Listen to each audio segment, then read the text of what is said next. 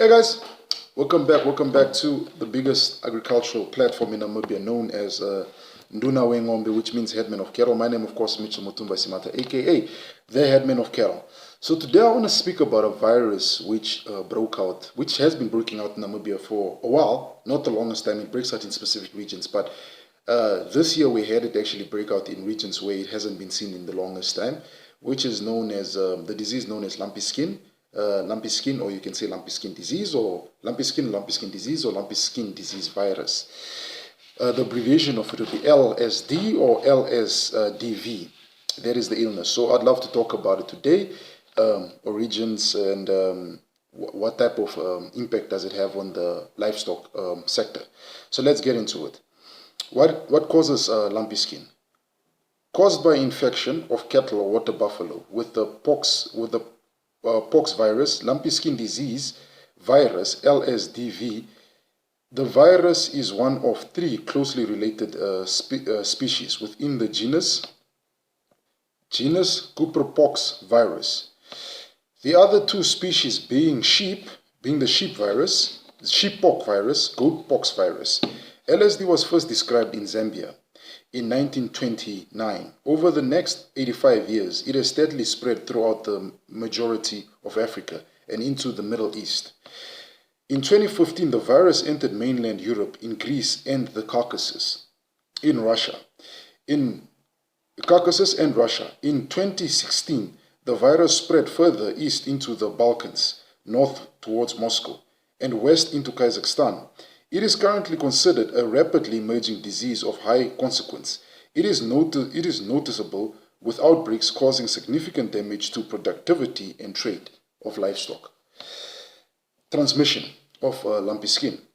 There is still a good deal of information lacking about the transmission of LSD. Experimental work has shown that direct transmission from infected animals to non-infected animals is very insufficient. Evidence to date support transmission of the virus via arthropods, such as insects and ticks. These are termed virus vectors. For example, outbreaks of LSD occur during warm, wet weather, while the disease usually diminishes in cooler winter months. In addition, LSD epidemics are often characterized by new outbreaks occurring at a distance of over 50 km from the nearest known disease focus.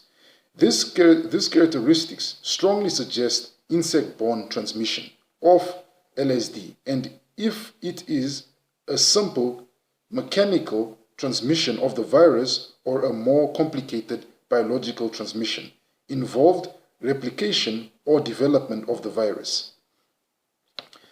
Movement of infected cattle can also be a significant factor in the spread of LSD over a large distance. Diagnosis. The presence of the typical skin growths is strongly suggestive of LSD. Other clinical signs include general or occurral discharges, fever, and sudden decrease in milk production. Mobility and mortality in the recent Eurasian epidemic has approximately 10% and 1% respectively. The severity of the disease in the 10% of affected cattle in the herd can vary from mild to fatal.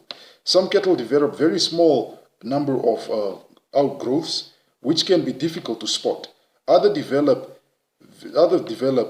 innumerable growths up to 30 centimeters in diameter on the skin. The factors determining which cattle develop mild and which cattle develop severe disease are unknown. The disease can be confused with many diseases, including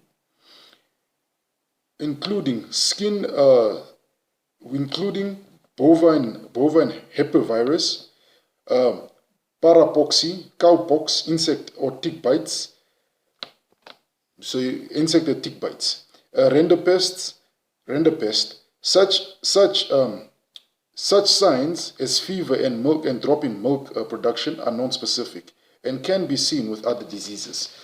So the milk production loss is something that can be seen with other diseases, but I believe the best way to determine whether your animals have lumpy skin or have an outbreak of lumpy skin is probably getting your state vet to come out, probably getting your veterinary department to come out and do tests to actually rule out whether it is, to rule whether it is or rule out whether it isn't lumpy skin. So prevention. Control and prevention of lumpy skin disease relies on four tactics: movement control, vaccination, slaughter campaigns, and management strategies. Specific national control plans vary between countries, so advice should be sought after from relevant authorities and veterinary authorities. Vaccination is the most effective means of controlling lumpy skin disease, and the live vaccine, which has a needling-like strain of the LSD, are recommended. So live vaccines could be used. In Namibia, we have Lumpyvax, we have Lumpy Skin, an injection just called Lumpy Skin injection. So you can use that also. I don't know, in other parts of Africa or in other parts of the world, other people might have other different type of medication. Treatment. There is no treatment for the virus, so prevention is the most effective means of control. So it does not have a means of treatment. Best thing a farmer could do is try to prevent an outbreak happening on your kraal. Vaccinating, quarantining animals that you probably suspect, and calling out the vet to have a look at them, and keeping those that you suspect to have lumpy skin away from the cattle that are still lumpy skin free.